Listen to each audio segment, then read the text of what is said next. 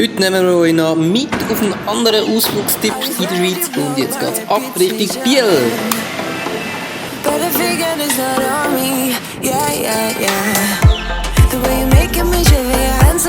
Ja, wir sind in Biel angekommen und jetzt geht es mit dem Schiff auf St. Petersinsel.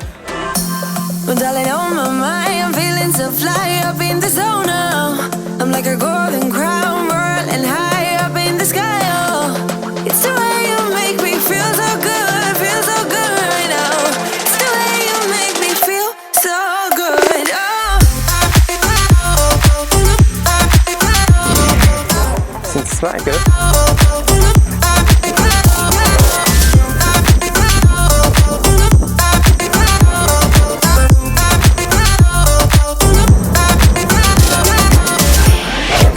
Ja, da hinten sehen die St. Petersinsel und das ist unser nächster Stopp. So, da über geht's. Yay, jetzt gehen wir auf St. Petersinsel. Halbinsel. Ade.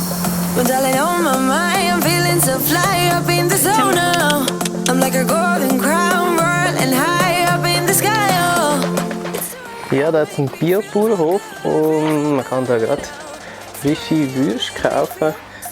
Ich bin mega Fan von so Läden, ich finde, das muss man mega unterstützen. Darum geht in euren nächsten Bauernladen und kauft dort ein.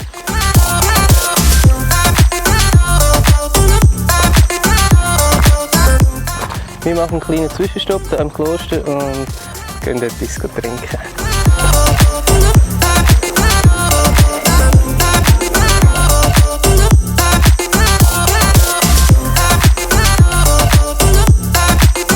Das Spannende an dieser Halbinsel ist eigentlich, dass es mal die grösste Insel war von der Schweiz. Und im 19. Jahrhundert hat es dann nachher einen Damm gegeben. Ah ja, wow, mega.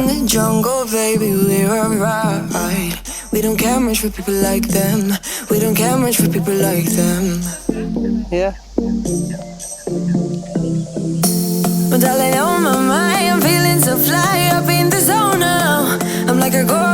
Ja, das wäre schon von unserem Insel-Hopping-Trip in der Schweiz. Ich hoffe, euch hat das Video gefallen. Wie immer gibt es mehr Informationen auf dem Blog Little City.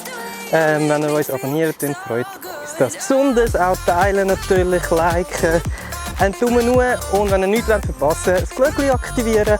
Und bis gleich. Tschüss zusammen!